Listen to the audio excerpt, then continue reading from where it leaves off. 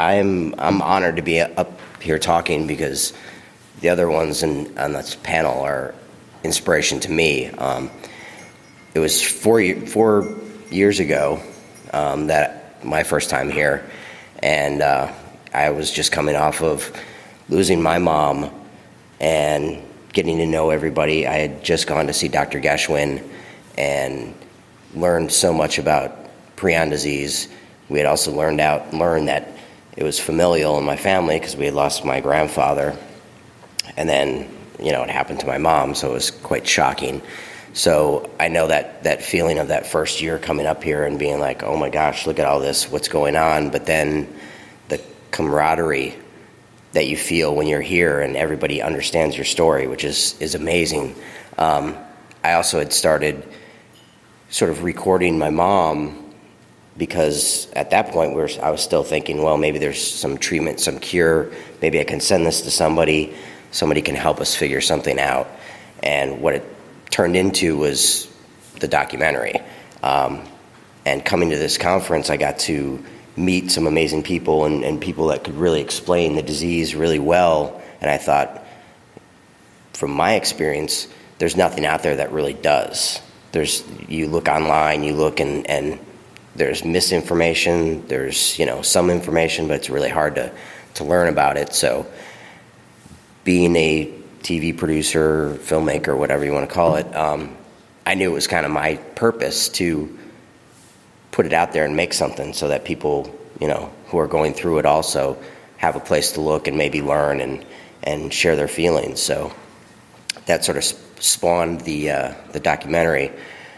And the great thing is that I got to meet Sonia and Eric and include them in and hear their story, which is, incredibly inspiring to all of us. I think, anybody that can take control of their situation and, take it into their own hands and search for a cure themselves is amazing.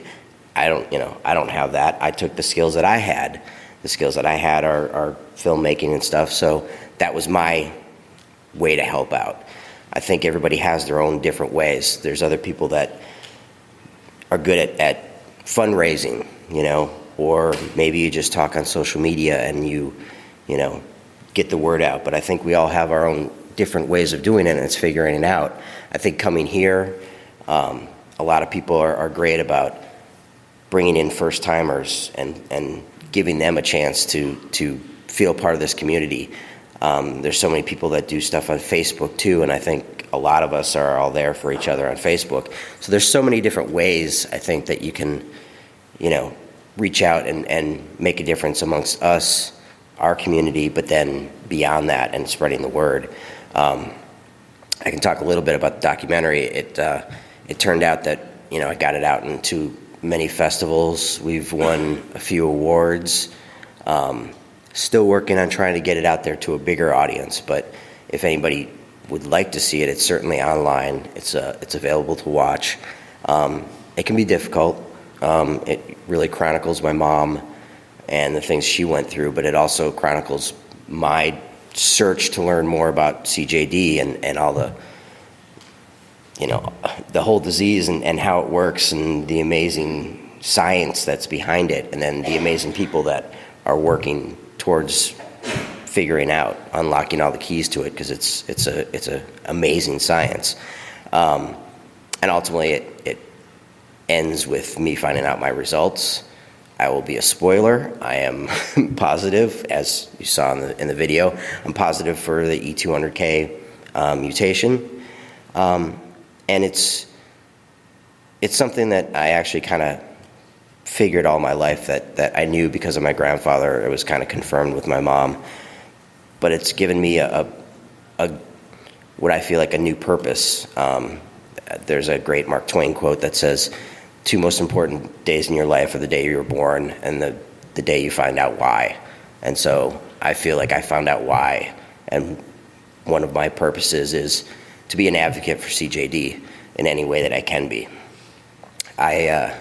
So my purpose and my way of doing it is through my skill set. I think everybody finds out their skill sets. I think Amanda is amazing because she's put herself out in such a controversial way to be an advocate that, there is a way to help, sort of stop the process in a family by doing the in vitro. And certainly people think that's very controversial, the slippery slope of making the perfect baby and everything. But it's a very logical thing. It's something that I now think about. If I'm going to have a kid, I don't want to pass this gene on. There's ways to help stop. And that's in a familial way. I find it very difficult for people to understand the sporadic, and I understand, the anger and the difficulty that is, because there is no sense to that. At least I can go, oh, there's something in my DNA that says I might get this. I feel very fortunate because I also have the E200K, and as I will say, if you're going to have one, that's probably the best one to have.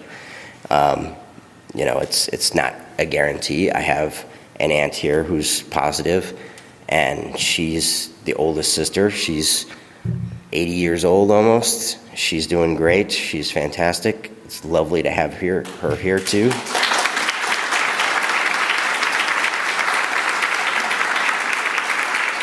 And I just noticed that you were one of the major donors for here, so I saw your name in the list. I didn't even realize you made a nice contribution to all of this. So that's another thank you very much.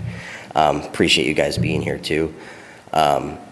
If you get a chance, you want to hang out with my Aunt Pat. She is fun. Her granddaughter is here. Speaking of making a difference, she's studying biomedicine at Marquette. I think that's something that kind of runs in our family of like trying to do things and make a difference in different ways and seeking out some fun stuff. So, because I think the reality, and from all the researchers and doctors I talk to, as horrible as the disease is, from a medical perspective, it's really interesting. And it's that puzzle. I think, Dr. Appleby and Dr. Geschwin have talked about it being such a great puzzle to crack. And I think we got to give them a lot of credit for taking this on, because other diseases, certainly, there's a lot more money to be made. We're not the thing that the drug companies want to invest in, because it's right now it's a dead end. It's very difficult. There's not money to be made. So anybody that's putting themselves out right now to research this and figure out cures and therapeutics, even diagnostics, because it's so difficult to diagnose, I think they all deserve our applause and a big thank you, because they're doing it. They're making a difference, in the same way we are. So this conference, I think, is amazing because we all get together.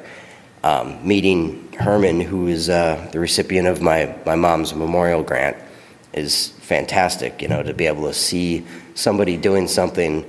So the money that we raised, I get to see exactly who got it, what they're doing with it, and all of that. So I think, again, there's such amazing stuff.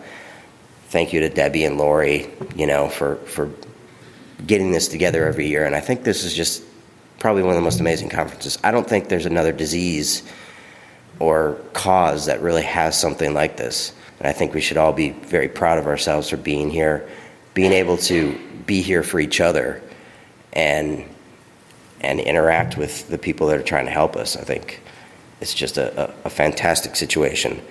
I still have to keep talking for another minute 20.